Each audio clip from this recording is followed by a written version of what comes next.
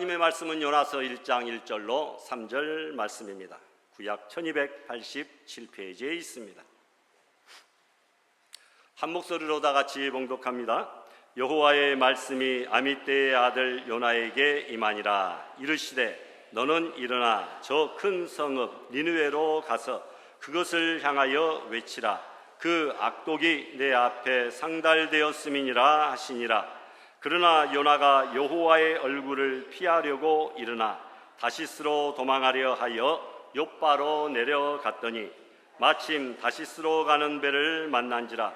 여호와의 얼굴을 피하여 그들과 함께 다시스로 가려고 뱃삭을 주고 배에 올랐더라. 아멘. 하나님을 예배하게 하심에 감사드립니다. 지난 한 주간도 우리를 눈동자처럼 지켜주시고 오늘도 은혜의 보좌 앞으로 나오게 하셨으니 모든 영광과 찬송을 주님께 올려드립니다. 역사의 주관자 되시는 하나님, 우리는 신구약 중간사의 400년 침묵의 시간을 기억합니다. 사람의 눈에는 침묵처럼 보였지만 신실하신 주님께서는 구원의 역사를 멈추지 않고 이루고 계셨음을 찬양합니다. 우리 삶 가운데도 하나님의 뜻이 보이지 않을 때 낙심하지 않게 하시고 보이지 않는 곳에서도 일하시는 하나님을 온전히 신뢰하게 하옵소서. 중간사 시대의 유대인들이 형식과 전통에 치우쳐 하나님의 마음을 놓쳤던 것처럼 오늘의 우리도 신앙의 본질을 잃지 않게 하옵소서. 교회 안에서뿐 아니라 세상 속에서도 주님의 제자로 살아가게 하시고 주일과 평일의 삶이 하나 되어 언제나 하나님을 예배하는 성도의 삶을 살게 하옵소서. 또한 한 주간 살아오며 지은 우리의 허물과 죄를 용서하여 주시고 예수 그리스도의 보혈로 깨끗하게 씻어 주옵소서. 주님, 전쟁과 갈등으로 고통받는 세계 곳곳을 긍휼히 여겨 주시고 무력과 대립이 아닌 평화와 화해의 길이 열리게 하옵소서. 다가오는 지방선거 가운데도 함께 하셔서 국민들에게 바른 분별력을 주시고 지역사회를 섬길 정직하고 책임감 있는 일꾼들이 세워지게 하옵소서. 가정의 달을 보내며 모든 가정을 축복하여 주시고 어려운 가운데 있는 가정마다 위로와 회복의 은혜를 허락하여 주옵소서. 또한 우리에게 맡겨주신 달란트를 충성되게 사용하여 주님의 뜻을 이루어가게 하시고 장차 착하고 충성된 종아 칭찬받는 삶을 살아가게 하옵소서. 이 시간 말씀을 전하시는 박승훈 목사님께 성령의 충만하심과 능력을 더하여 주시고 선포되는 말씀이 우리를 회개케 하고 믿음 위에 바로 세우는 생명의 말씀 되게 하옵소서. 또한 호산나 찬양대의 찬양을 기쁘게 받아주시고 보이지 않는 곳에서 충성스럽게 섬기는 모든 봉사자들의 헌신 위에도 은혜를 더하여 주옵소서. 우리 광주 알곡교회가 복음 위에 굳게 서서 세상 속에서 빛과 소금의 사명을 감당하며 사랑과 섬김으로 주님의 영광을 나타내는 교회 되게 하옵소서. 예배의 시종을 주님께 의탁드리며 우리를 구원하신 예수 그리스도의 이름으로 기도드립니다. 아멘.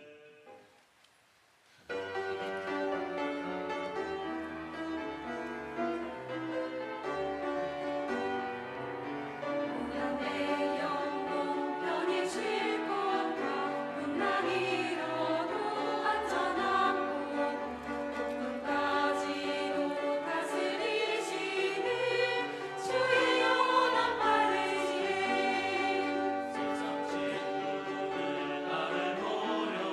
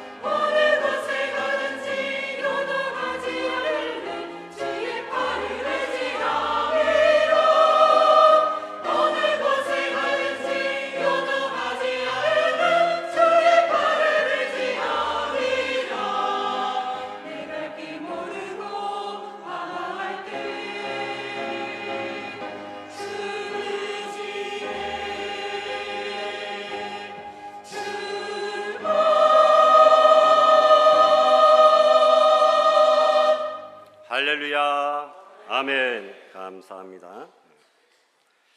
올 한 달도 믿음으로 힘차게 달려온 줄 믿습니다. 마지막 날을 주일날 예배로 잘 마무리하게 된 것 또 우리에게 복이 아닌가 이런 생각이 듭니다.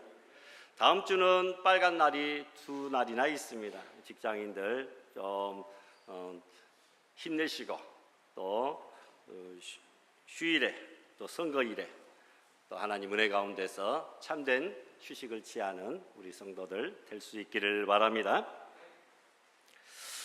오늘 우리는 성경에 등장하는 가장 유명한 도망자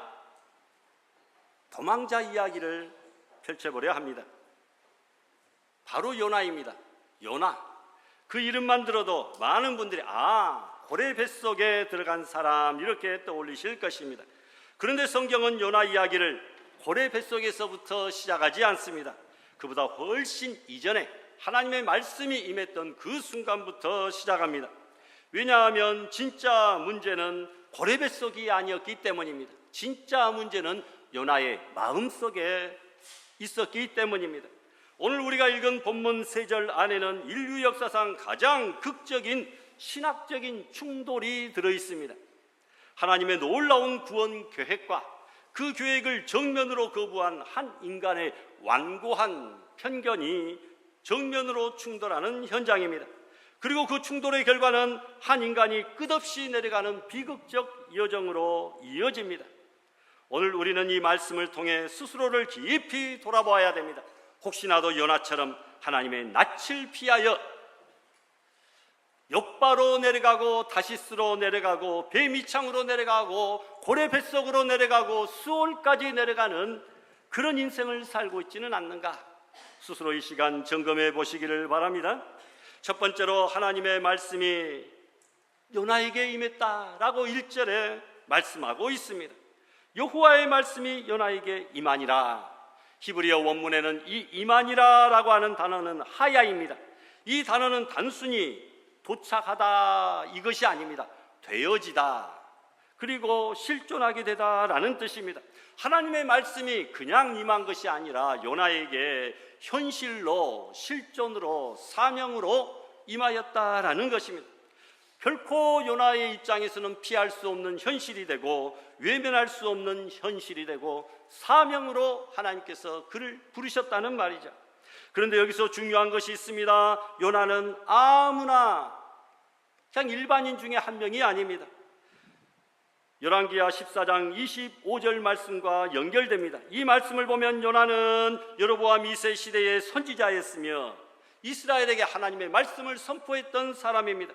경험 많은 하나님의 종이었습니다. 하나님의 음성을 들을 줄 아는 사람이었습니다. 선지자의 직분을 잘 수행해온 사람이었습니다. 그러나 오늘 본문에서 이 경험 많은 선지자가 이 하나님의 사람이 전례 없는 선택을 하는데 하나님의 명령을 거부하고 자기 뜻대로 도망을 칩니다. 왜 도망쳤을까요? 바로 두려움이었을까요? 아닙니다. 요나서를 끝까지 읽으면 그 답이 나옵니다. 4장 2절에서 요나는 스스로 고백합니다.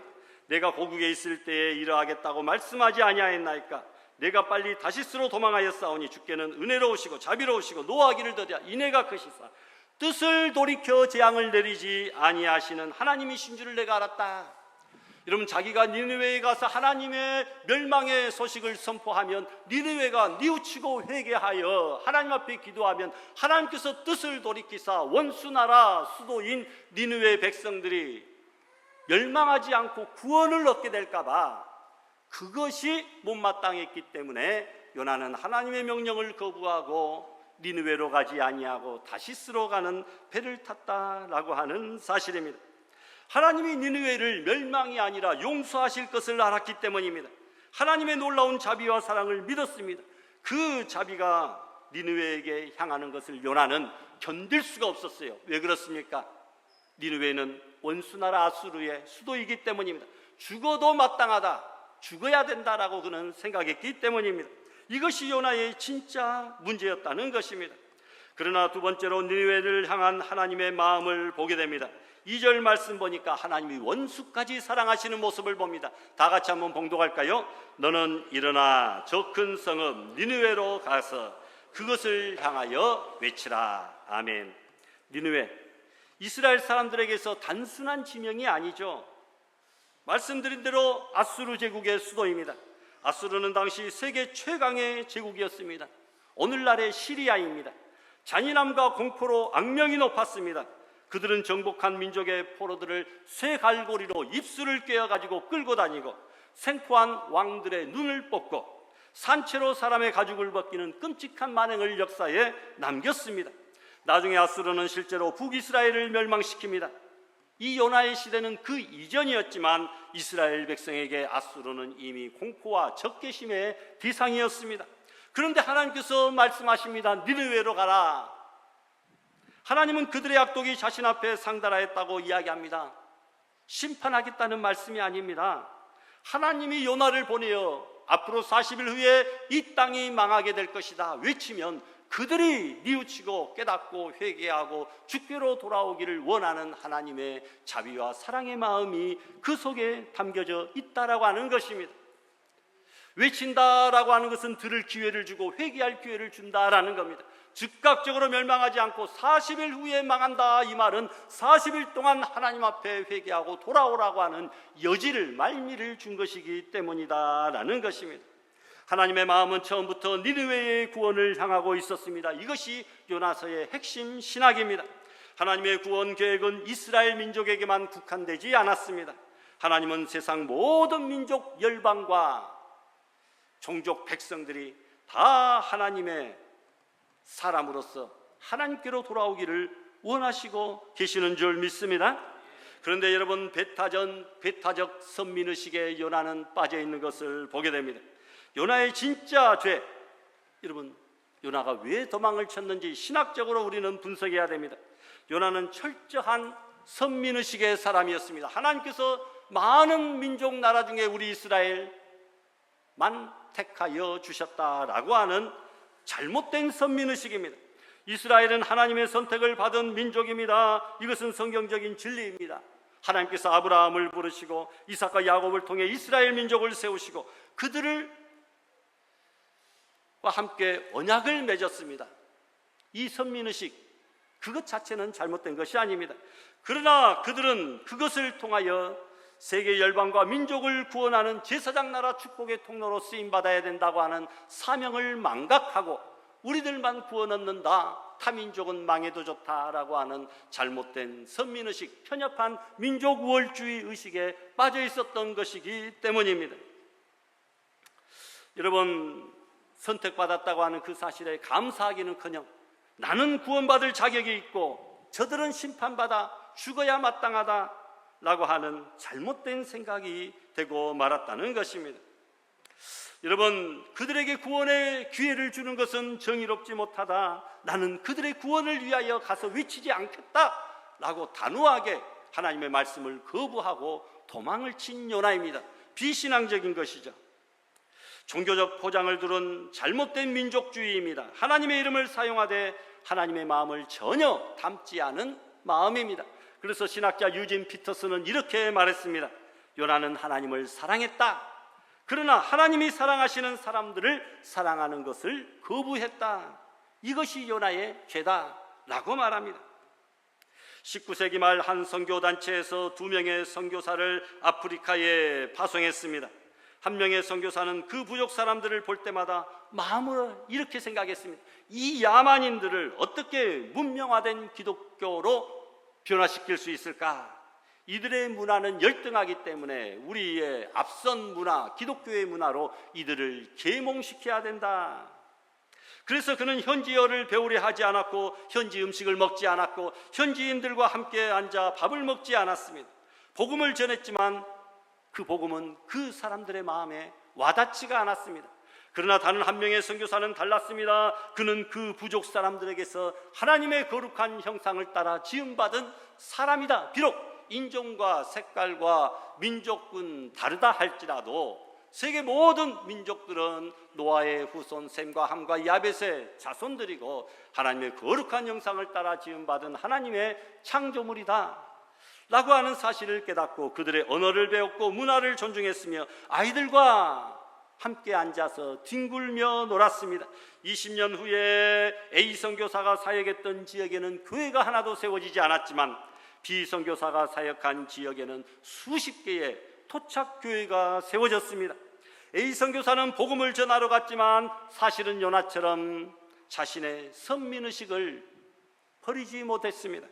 복음은 모든 민족 앞에서 평등합니다. 하나님의 사랑에는 인종의 경계가 없는 줄 믿습니다. 이제 내려가는 인생을 한번 살펴보겠습니다. 3절에 보니까 욥바로 어떻게 했다고요? 내려가서 가장 중요한 구절에 도착했습니다. 3절을 한번 천천히 다 같이 읽어보십시다. 그러나 요나가 여호와의 얼굴을 피하려고 일어나 다시스로 도망하려 하여 욥바로 내려갔더니 마침 다시스로 가는 배를 만난지라. 여호와의 얼굴을 피하여 그들과 함께 다시스로 가려고 뱃삭을 주고 배에 올랐더라. 이 한 절 안에 내려감의 연속이 담겨 있습니다. 히브리 원문에서 이 구절의 동사 흐름을 추적해 보면 참 놀랐습니다. 요나가 먼저 일어났습니다. 부르심에 응답하는 것처럼 보입니다. 하나님이 말씀하셨으니 요나가 일어났으니 이제 사명을 감당하겠구나. 그러나 아니죠. 어떻게 했습니까? 욥바로 내려갔다.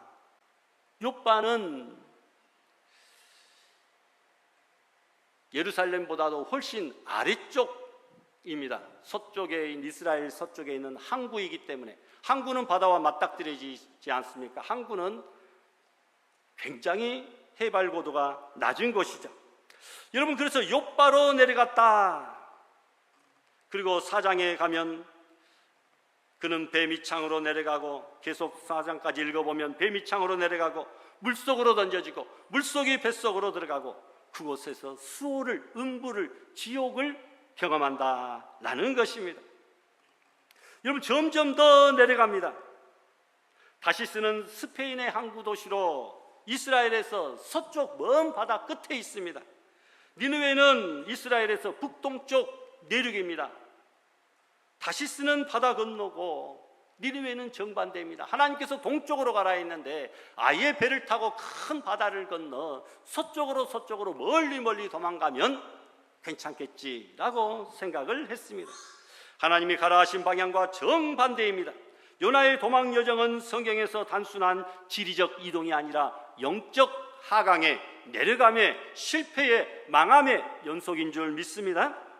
여러분, 내려가는 인생의 단계들을 우리가 한번 살펴봅니다. 첫 번째로 욥바로 내려갔다라고 3절에 말합니다. 요나는 하나님의 부르심을 거부하고 욥바로 내려갔습니다. 하나님을 피하는 사람은 먼저 하나님과의 관계에서 내려옵니다. 하나님과 아름다운 사랑의 교제를 나누는 자리에서 떨어진다라는 겁니다. 기도가 끊어집니다. 말씀이 멀어집니다. 예배의 자리에서 마음이 떠납니다. 몸은 비록 교회에 와 있어도 마음은 세상을 향해, 욥바를 향해 내려가고 있는 것입니다. 둘째 단계는 배에 오르는 것입니다. 여러분, 배에 올랐더라라고 3절에 말씀하고 있지만 히브리어 원문에 보면 내려가다라는 그런 의미로 쓰여졌습니다. 그러나 영어와 우리말에 차에 타다, 버스에 올라타다, riding the bus, boarding the bus 뭐 이렇게 이야기를 하잖아요. 그러니까 번역을 올랐더라라고 번역하였지만 실은 원문에서는 내려갔다라고 하는 그런 단어가 사용되어진 것을 보게 됩니다. 배는, 바다는 실제적으로 물 위에 떠 있기 때문에 배 위에 올라탄다는 것은 육지에서 가장 낮은 해수면 해발 고도 0m로 내려가는 것 아니겠습니까? 여러분, 배에 내려갔습니다.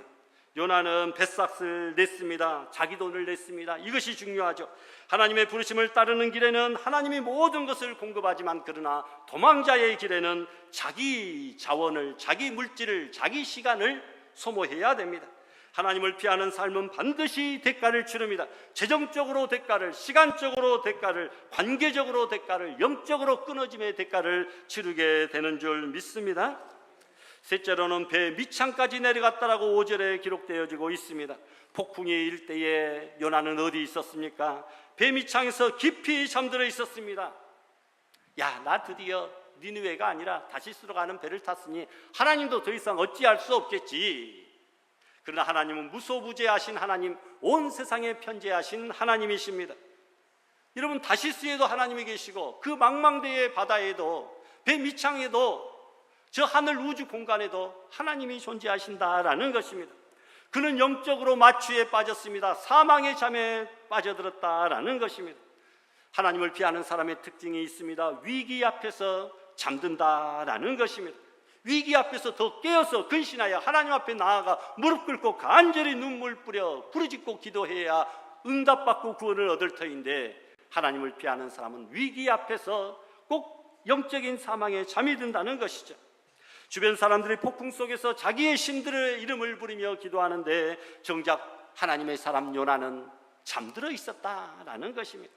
넷째로 여러분, 바닷속에 던져지는 모습이 15절에 나옵니다. 자신이 만든 문제가 자신을 결국은 삼키는 것입니다. 제비를 뽑았더니 요나에게 걸려가지고 너 어디 사람이고 무슨 일을 했느냐, 나는 히브리 사람이고 이스라엘 사람이고 선지자로서 하나님의 사명을 감당했는데 도망치다가 이렇게 되었다. 그들이 요나를 바다에 던지게 됩니다. 바다의 신에게 제물로 던지는 것이죠. 여러분, 하나님을 피하여 도망치는 삶은 반드시 공동체에 피해를 가져다 준다라는 거죠. 요나 때문에 배에 탄 모든 사람들이 위기에 처했습니다. 나의 불순종은 혼자만의 위기가 아닙니다. 주변 사람들, 그리고 사랑하는 가족, 우리의 믿음의 공동체가 함께 폭풍을 맞고 큰 위기에 떨어지게 되는 줄을 믿습니다. 반대로 내 신앙이 한번 올라가면 우리 주변에 있는 모든 관계 맺는 사람들이 덩달아 올라가고 복을 받게 될 줄 믿습니다. 다섯째로, 물고기 뱃속까지 내려간다고 17절에 기록됩니다. 하나님께서 큰 물고기를 예비합니다. 사람을 삼켜도 이빨로 찢지 아니하고 그저 그냥 꿀떡 삼킬 정도의 큰 물고기는 상어나 고래밖에 없는 줄 압니다. 그런데 물고기 뱃속은 사실 심판이기 전에 은혜입니다. 도망치는 요나를 바닷물에 빠졌으면 몇 분도 안 돼서 물에 빠져 익사하고 말 것인데 하나님께서 물고기를 통하여 그를 삼켰다라는 겁니다. 여러분, 심판이 아니라 은혜를 베풀어 준 것이죠. 끝까지 붙으셨습니다. 냄새나고 어둡고 숨 막히는 물고기 뱃속에서 하나님을 피한 자리에서의 은혜는 여전한 은혜이지만, 그러나 어둠 속에서 냄새나는 곳에서 고통 속에서 겪는 은혜인 줄 믿습니다. 그런 은혜가 아니라 우리는 기쁘고 즐거운 곳에서 담대히 하나님의 은혜를 경험해야 될 줄 믿습니다. 마지막으로는 여러분, 수올까지 내려갔습니다. 2장 2절의 물고기 뱃속에서 요나는 내가 수올의 뱃속에서 부르짖었더니 이렇게 말합니다. 수올은 히브리어로 음부, 죽음의 세계, 지옥을 말합니다. 사실상 죽음의 문턱까지 내려간 것이죠. 하나님의 부르심을 거역한 자리의 종착역은 수올입니다. 욥바에서 시작된 내려감이 배로, 밑창으로, 바다로, 물고기 뱃속으로, 수올로 끝없이 한없이 내려가는 인생이 되고 말았다. 어찌하여 하나님의 사람, 하나님의 선지자가 이와 같이 추락하고 떨어지게 되었는가라는 것입니다. 한 심리치료사가 자신의 상담자에게 이런 이야기를 들려주었습니다. 삶에서 잘못된 방향을 선택하는 것은 마치 잘못된 고장난 엘리베이터를 타는 것과 같습니다. 처음에는 그냥 내려가는 것처럼 보입니다. 조금만 내려가면 되겠지 싶습니다. 그런데 그 엘리베이터는 멈추지 않습니다. B1, B2, B3 점점 속도를 내고 밑으로 끝없이 하강하고 있습니다. 당신이 원할 때 문이 열리지 않습니다. 하지만 좋은 소식이 있습니다. 그 엘리베이터를 만드신 분이 비상정지 버튼을 가지고 계십니다. 그분을 부르면 됩니다 라고 이야기합니다. 요나의 이야기가 바로 그것입니다. 끝없이 내려갔습니다. 그런데 물고기 뱃속에서 하나님의 이름을 부르며 간절히 기도할 때에 하나님께서는 요나를 물고기 뱃속에서 육지로 토해내게 된 줄 믿습니다. 하나님께서 그 사망의 하강의 내리막 엘리베이터를 비상정지 버튼으로 세우신 것입니다. 다섯 번째로 여러분, 선민의식과 편협한 민족 우월주의가 하나님의 구원 계획을 가로막는 일들이 지구 역사상에 얼마나 많이 있는지 모릅니다. 요나의 문제는 과거의 문제가 아닙니다. 교회 역사 속에서 요나의 문제가 반복되었습니다. 1세기의 예루살렘 초대 교회는 복음이 이방인들에게 전해지는 것을 극렬히 반대했습니다. 요나하고 똑같은 마음이죠. 왜 이방인들에게 복음을 전해? 왜 이방인들이 예수 그리스도를 믿고 구원을 받아야 돼? 베드로가 고넬료의 집에 다녀왔을 때 예루살렘 형제들이 뭐라고 이야기합니까? 내가 무할례자의 집에 들어가 함께 먹었다고 비난합니다. 이것이 1세기의 요나입니다.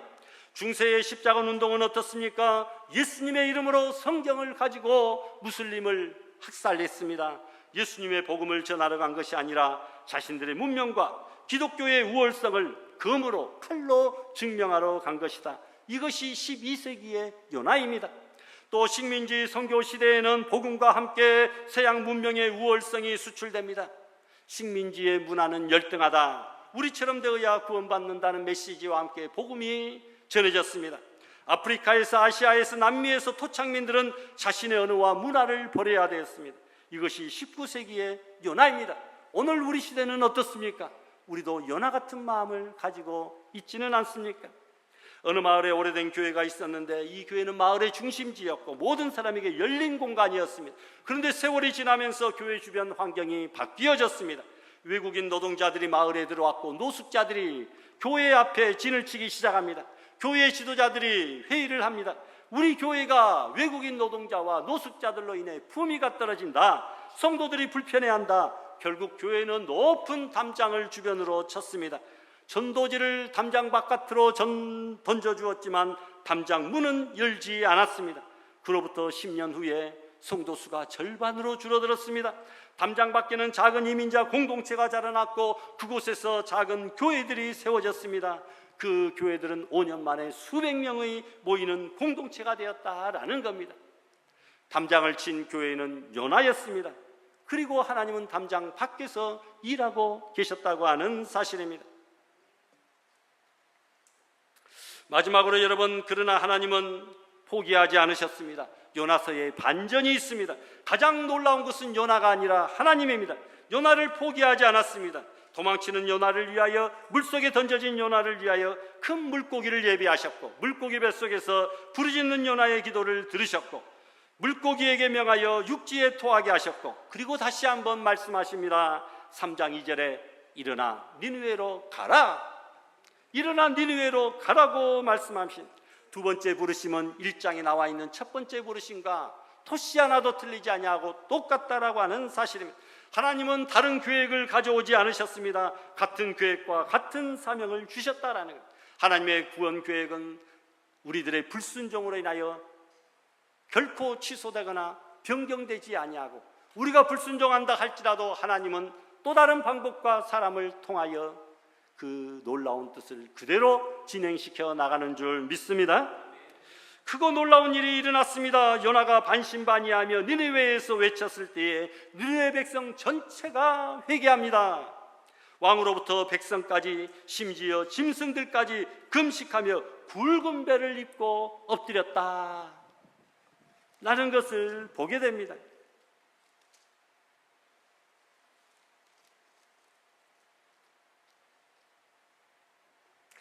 요나서 마지막 장 마지막 절에 보니까 이 큰 성읍 니느웨에는 좌우를 분별하지 못하는 자가 12만 명이요 가축도 많이 있나니. 여러분, 니느웨 성읍에 12만 명의 수많은 사람들을 요나를 통하여 하나님은 구원해 내신 줄 믿습니다. 여러분, 지금까지 전례 없는 성경 역사상 이렇게 빠르고 광범위한 집단적인 회개는 없었다라는 것입니다. 니느웨 백성 전체가 왕으로부터 백성까지, 짐승들까지 금식하며 하나님께 부르짖은 결과 하나님께서 뜻을 돌이키사 니느웨를 구원하신 줄로 믿습니다. 여러분, 결론을 말씀합니다. 우리는 내려가지 마시고 올라가는 성도가 되어야 된다라는 것이죠. 우리는 요나서 1장 1절부터 3절을 통해 세 가지를 분명히 보았습니다. 첫째, 하나님의 구원의 계획은 우리의 편견보다 훨씬 더 크시다라고 하는 사실. 이스라엘만의 하나님이 아닙니다. 하나님은 온 우주 전 세계 모든 민족 열방 나라의 하나님이시다. 그것을 알면서도 받아들이기를 거부합니다. 오늘 우리도 하나님께서 굳이 저들까지 사랑하셔야 될까? 우리는 일본 사람이라고 안 부르고 그냥 입에서 나올 때는 일본 놈 이렇게 이야기가 나오죠. 북한 동포들도 경멸시하는 사람들이 있습니다. 우리에게 미세먼지를 가져다 주는 저 중국 나라도 우리가 별로 좋아하지 않는 사람들도 있는 것 같아요. 여러분, 그들은 하나님께서 구원해 주시면 안 된다, 불교를 국교로 숭상하는 저 태국도 구원받으면 안 된다, 인도도 그렇다, 뭐 이렇게 생각하는 사람들도 있다라는 것입니다. 여러분, 다른 민족과 다른 계층, 다른 인종, 다른 정치적 성향, 다른 과거를 가진 사람들을 향한 그 놀라운 하나님의 사랑을 우리의 편견과 잘못된 생각으로 하나님의 뜻을 가로막고 있는 요나가 바로 내가 아닌가 스스로를 생각해 봐야 됩니다. 두 번째로, 배타적 선민의식과 편협한 우월주의는 하나님의 사역을 방해합니다. 세 번째로, 하나님을 피하여 도망치는 인생은 승리하고 올라가는 것이 아니라 반드시 내려가고 멸망하고 패배한다라고 하는 사실입니다. 욥바로, 배로, 미창으로, 바다로, 물고기 뱃속으로, 수올로 내려가는 길은 멈추지 않으셨습니다. 그런데 그 어디서든, 수올의 뱃속에서도 하나님을 불렀더니 하나님은 응답하셨다라는 것입니다. 오늘 이 자리에 여러분, 욥바로 내려가는 성도들 안 계십니까? 배로 내려가고 바다로 내려가고 물고기 뱃속까지, 수올까지 내려가는 성도들은 안 계십니까? 하나님의 부르심을 알면서도 애써 외면하고 있는 사람들은 없냐는 말입니다. 하나님의 놀라운 뜻을 나의 편견으로, 잘못된 판단으로 거부하고 있지는 않습니까? 그들은 하나님의 자녀요, 동역자요, 협력자가 아니라 도리어 걸림돌이고 회방꾼이 될 수밖에 없다고 하는 사실입니다. 오늘 말씀은 우리에게 일어나라고 부르십니다. 1장 2절에도 일어나라, 3장 2절에도 일어나라고 말씀합니다. 그런데 1장에 일어난 요나는 하나님의 뜻을 거슬려 도망쳤고, 3장에 일어난 요나는 하나님의 뜻을 감당한 요나가 되었다라는 것입니다. 결론은 해피엔딩입니다. 좋게 끝났다라는 것입니다. 내려가는 인생을 멈추시고 이 시간 여러분, 올라가는, 일어나는 인생 되시기를 바랍니다. 편협한 선민의식을 버리고 하나님의 광대한 구원 계획 안으로 들어오시기를 바랍니다. 오늘 저와 여러분들도 하나님은 니느웨 백성들을 포기하지 않으셨듯이 우리들을 끝까지 붙잡고 은혜를 베풀어 주시는 줄로 믿습니다. 우리 모두 일어나 저 큰 성읍 니느웨로 가서 그것을 향하여 힘차게 외치며 올라가는, 승리하는 우리 인생들 되시기를 주님의 이름으로 축원합니다. 주신 말씀 생각하며 다 같이 합심 결단 기도 드립시다. 거룩하신 하나님 아버지, 오늘 우리 마음 깊은 곳에 숨겨진 요나의 모습을 봅니다. 우리도 모르는 사이에 배타적 선민의식으로 이웃을 가르고 우월주의의 담장을 쌓아 하나님의 구원 계획을 방해하고 있었음을 고백합니다. 욥바로 배미창으로 내려가고 있는 우리들을 붙잡아 주시옵소서. 하나님이 사랑하시는 모든 사람을 우리도 사랑할 수 있는 넓은 마음 허락해 주시옵소서. 오늘 우리를 일으켜 주시고 니느웨를 향하여 사명을 주시고 보내 주시옵소서. 예수님의 이름으로 기도드리옵나이다. 아멘.